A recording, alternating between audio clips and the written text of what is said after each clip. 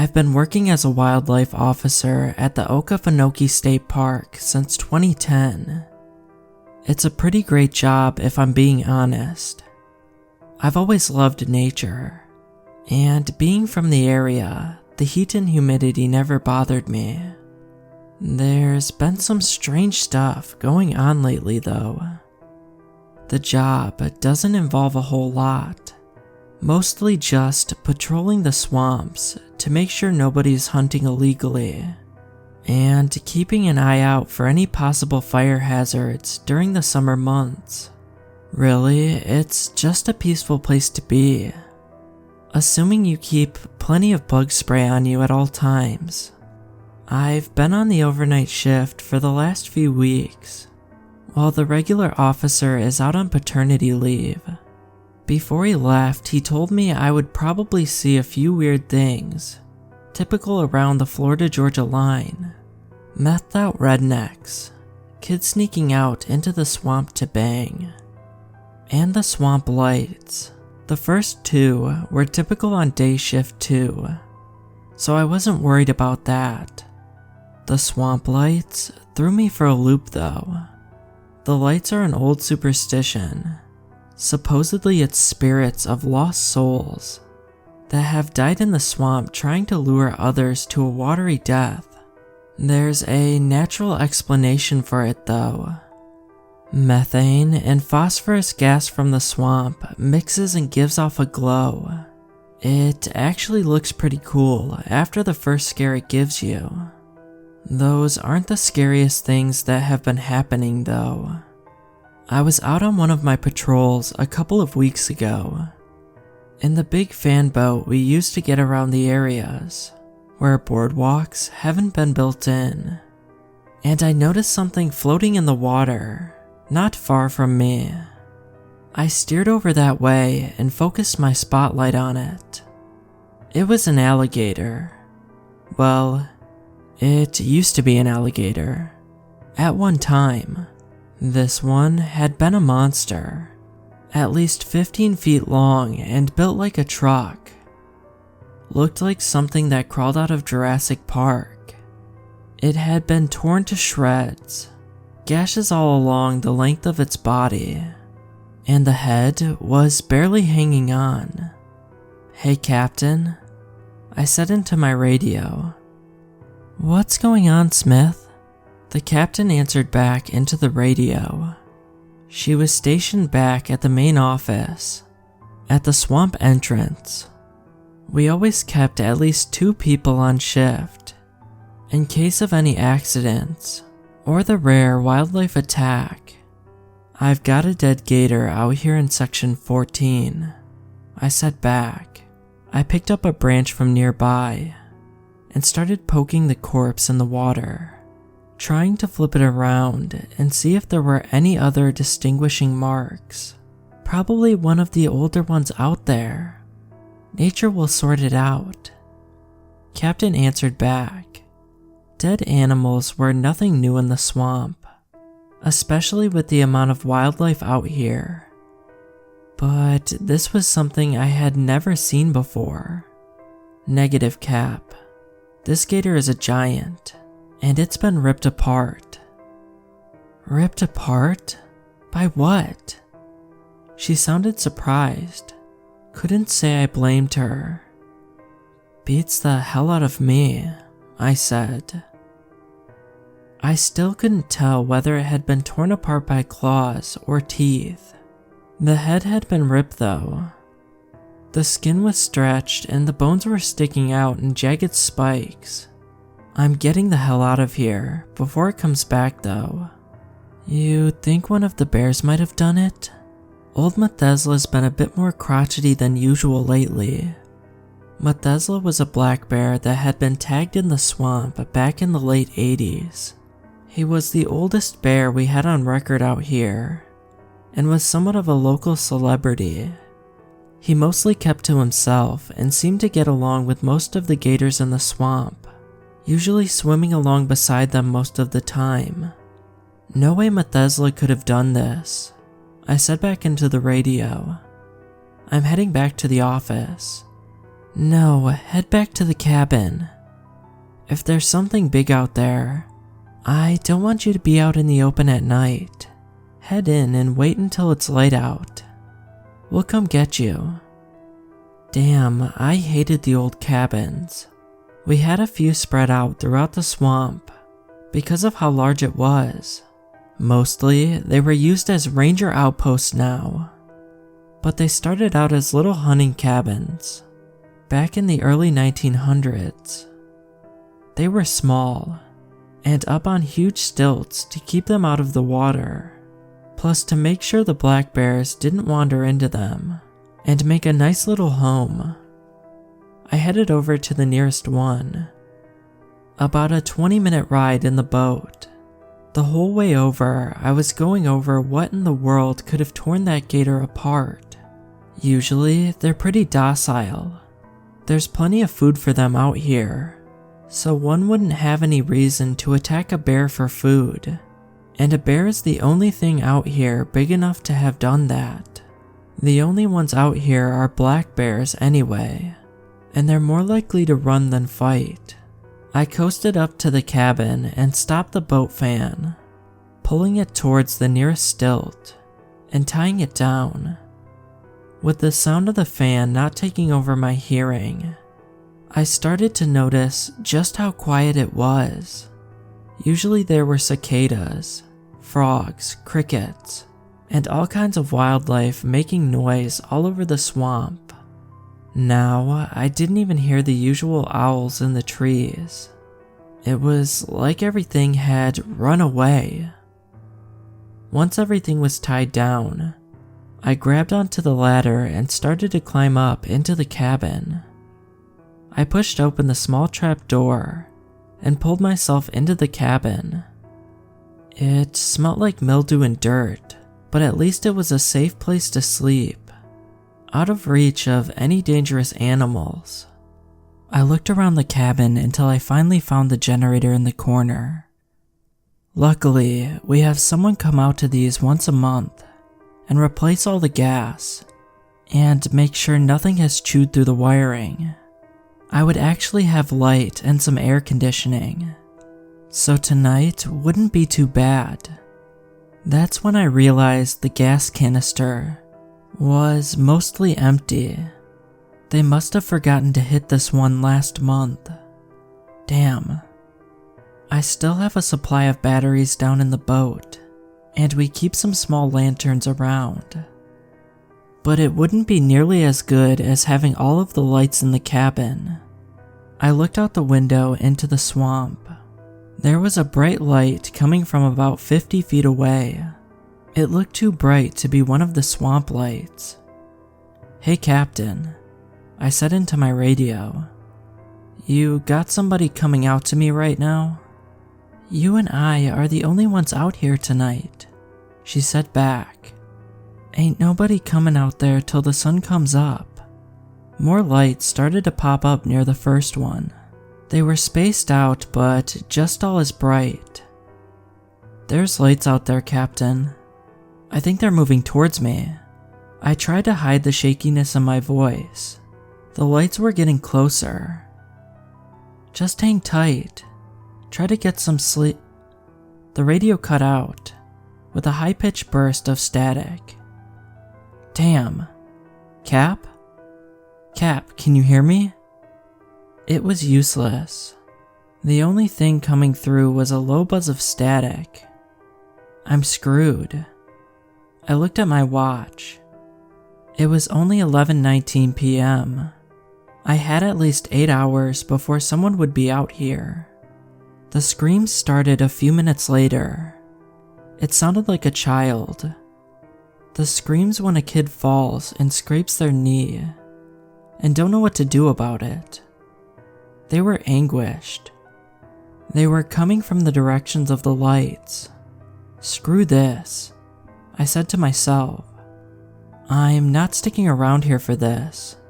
I grabbed a lantern and the flare gun off the wall and pulled up the trapdoor to get onto the ladder. I practically jumped down to the boat and started to untie it from the stilts. I reached down to the engine to pull the cord. It was gone. The pull cord had been cut off. There was no way to get the fan going. I'm stuck here. The screams grew louder, and I turned to see the lights only a few feet away. I hightailed my butt up the ladder. I could hear something ripping at the boat behind me as I closed the trap door. I heard the splinter of one of the stilts and felt the cabin sway. I've got my cell phone and my signal comes and goes. I'm going to try and keep updates going as I can. I've got every lamp in the cabin on, and I'm sitting in a corner as far away from any of the windows as I can get. The screaming has stopped, but I can see the glow of the lights coming in through one of the windows. If you're listening to this, send help. According to the clock in the calendar we keep in the cabin, I've been here for 2 days. Not that I would be able to tell, seeing as the sun hasn't come out this entire time. It's been dark since I got here that night. The only light I've seen is from those goddamn swamp lights out there, and they've been coming and going as they please. I still don't know what they are, but I know there's something else out there with them. I've been trying to sleep since I got here. Not like I have the ability to do much else. The boat is trashed. One of the stills of the cabin is splintered, and I sure as hell can't swim out of here. I was looking out the window last night, between naps, and saw something moving between the lights that were out there. It was big, at least the size of an SUV. It circled the perimeter around the cabin, walking on 4 legs. It wasn't a bear. I knew that. We didn't have any bears that size in the swamp. I hope to whatever gods are listening that it isn't a gator. I can't get too good of a look at it, with how it's weaving in between the swamp lights, but I saw it knock over a tree on its way through. So, here we are. 2 days stuck in this crap hole of a cabin, surrounded by floating lights that scream, and whatever biological nightmare is shambling around out there. I know some people are probably going to ask why I didn't call the captain using my cell. You really think I didn't try that? I just got a busy signal. I've tried sending out texts and messages too, but they all just show red. I haven't gotten anything back. I really hope someone can tell the captain that I'm out here. If they ask, I'm in the section 14 through 18 cabin, out near the gator bog. Holy hell, it hit me. If I'm near the gator bog, then there's a boardwalk not too far from here, maybe a mile or 2, that will lead me directly out to the swamp entrance and the head office. I looked around the cabin and found the map that we keep of the entire swamp with all of our trails and stations marked. Okay, I'm in sector 14, and the boardwalk is a 1.5 miles southwest of me, right over the Florida border. I'm going to have to try and sneak out of here though. Maybe I can make a paddle for the boat. That way I don't have to swim. I looked around the cabin, taking inventory of what I have available. There are some battery packs, a set of radios, a flare gun, and the emergency rifle and 2 rounds of ammo, plus the lantern and a couple of flashlights, with glow sticks as backup. I think there's a backup oar in the fan boat, but I'll need to check to be sure. The other thing I'll have to do is distract the lights, and whatever that thing is in there. I may need to use either a flare or a few rounds of ammo. I don't think bullets will hurt the lights though. I thought it over for a few minutes. This was going to take some trial and error before I go anywhere, and I've seen what those things out there can do to the cabin. So they could break me in half no problem. I'll load up a flare and see what that does. I have 6 flares total, so 1 shouldn't be an issue. I loaded it up, stood at the window, and took aim at the nearest light. The flare shot off, the red light almost blinding me. Before it landed, I saw it pass through the light. The light changed. It had a face now, gaunt, with hollow black eyes. Sharp teeth showed through the twisted maw, almost as if it was screaming in terror. I heard a roar of anger from it, and it shot towards the cabin, howling. I pulled the shutter, trying to close the window before it got here, desperately hoping that would keep it out. It banged against the side of the cabin, and I could hear claws scraping against the wood. At least I finally had an answer to their state. They were solid, so maybe bullets could hurt them. Okay, I think I'm ready. There's a small propane tank under the cabin stove in the corner. I can rig that to a flare, throw it out there, and shoot it as a distraction. Then I jump down from the trap door, land in the boat, and row my way out of here. I'm going to wait for a while and observe. That swamp light I shot at is still howling outside. That's a sound I'm never going to forget. It's like a child screaming, but warped, as if it's being put through an echo and drawn out. God, I hope I make it out of this hellhole. The radio suddenly let out a burst of static. I could hear a voice coming through. Carson, are you out there? Holy hell, it was the captain. Cap, can you hear me? I'm here. I'm in section 14 cabin. I shouted back into it. The howling outside got louder, the clawing at the wall more furious. Carson, we searched the cabin. You weren't there. Where the hell are you? What does she mean? I've been here for 2 days. They had to have seen my boat down there. Look, we found your boat back near that torn up gator. Just stay where you are. We'll find you. Captain, I'm in the cabin. I haven't left the damn cabin. I shouted back. I was panicked now. If they couldn't find me, what hope did I have? I think leaving is my only hope. I need to get the hell out of here, and at least get back to the main office. From there, I can at least be a little more safe behind some cinder block walls, instead of this old rickety cabin. I have to go through with my plan. I'm recording this all on my phone and setting it up to go out automatically when I have signal again. If I don't make it, hopefully someone can listen to this and find my body. I still don't know what the giant creature is out there, but I assume it's what tore up the gator the other night. I'll try and update again if I can make it out of here. God, please, let me make it out of here. Update recording. I made it. I made it out of that godforsaken swamp. I'm quitting this job. I'm never coming back here again. I don't care about the animals, the nature, the damn Christmas lights they do. This place needs to burn. I'm getting ahead of myself. I waited in the cabin for another 2 days after my last update, keeping an eye on the thing out there to see if they had any patterns I could use to get away. There weren't any. Everything they did seemed to hinge on whatever I was doing at the time.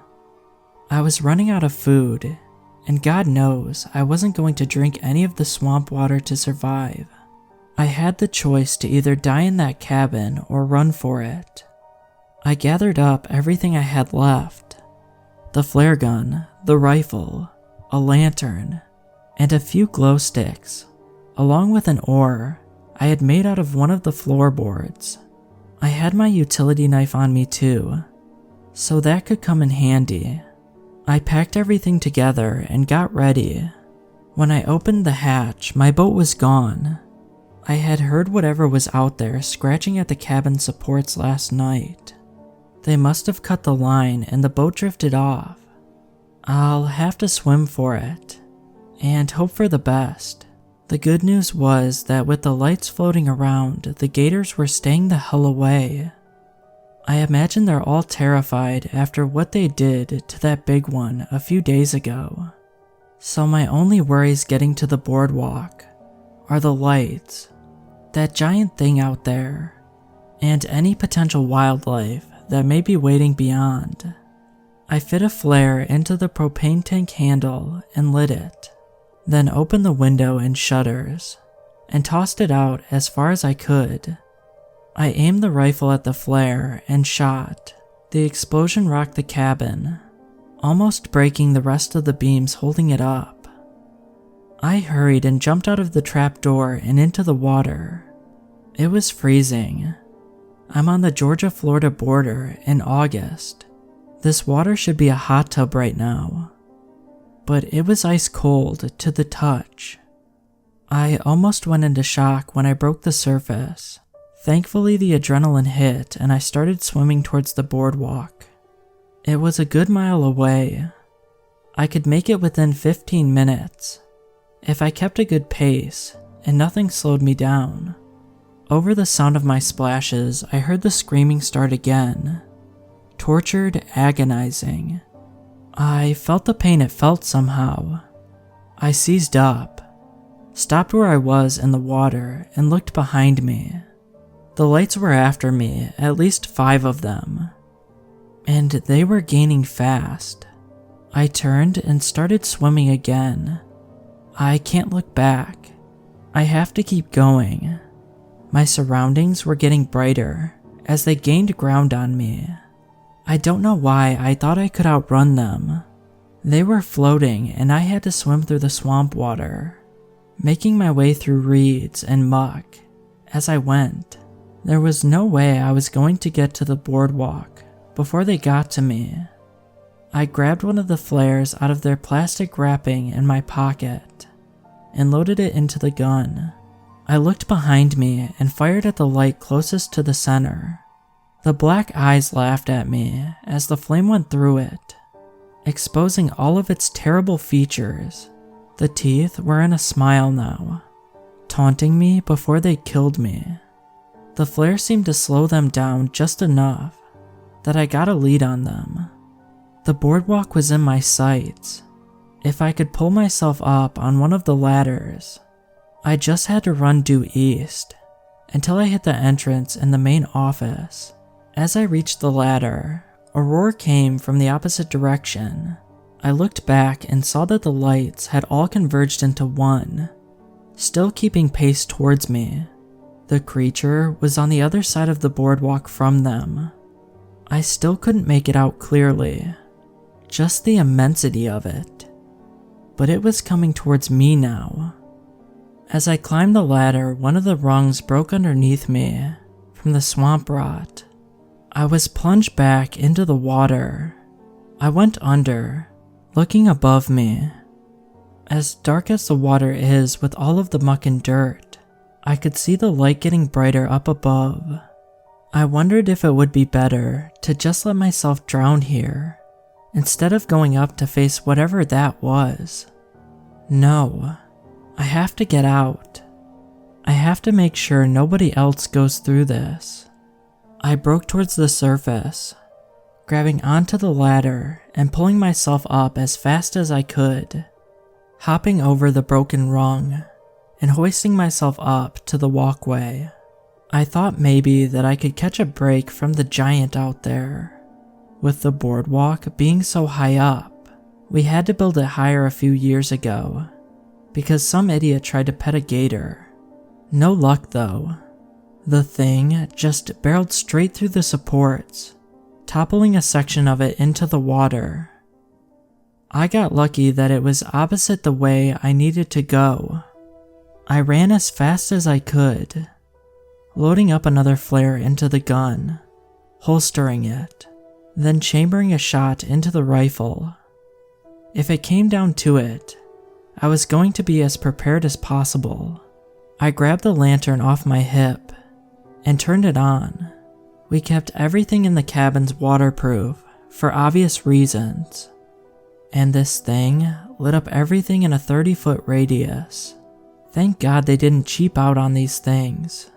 The swamp lights were still after me, but the giant was closer. I looked back and it came into the light I was casting. It was a bear. It wasn't alive though. There were bones showing through its matted fur. Part of the brain was hanging off of its head. The worst part of it all was on its back, where the bones were exposed. It looked like giant spikes had grown out of it, like spines on a lizard. It roared again, the eyes glazed over with death, yet showing a primal rage. I was in its territory, and it wasn't happy. I looked ahead and saw the main office coming up. There was a light coming from that direction, near the end of the boardwalk. It looked like sunlight. Carson? Carson, you there? My radio crackled through with the captain's voice. We're at HQ. You still alive out there? There are some men out looking for you. They say they're federal, and might know where you are. I'm coming, I shouted back into the radio as I ran. I'm on the boardwalk, coming up on HQ. Everything is dark though. Where are you? The radio crackled in and out with more static. I couldn't tell what she was saying. I got closer to the source of the daylight on the boardwalk and would have stopped in my tracks if something more terrifying wasn't behind me. Everything around it was dark, but there was just a rip right there in the air surrounding the boardwalk. It looked like a television projecting a sunny day at the swamp HQ. Captain was out there along with some men in suits, and they were aiming something into the tear. I kept up running, the undead bear and swamp lights hot on my heels. I was going to run right through the tear. I didn't know if it would work, but I had no other choice. The bear roared as daylight hit my skin. Everything changed in that instant. The darkness was gone. It was mid-afternoon, and I could hear the birds and the bugs of the swamp singing again. The two men came over and started asking me questions. What I had seen, how long I was there. According to Captain, I had been gone for 8 days. They were about to call off the search when these guys showed up. They told me that they were from something called the Collective, and asked that we don't tell anyone what went down here. Screw that. Don't go to Okefenokee Swamp. Don't stay there after dark. They kept mentioning something called an aberration tear, and told me that it was completely normal. The things I saw in there were anything but.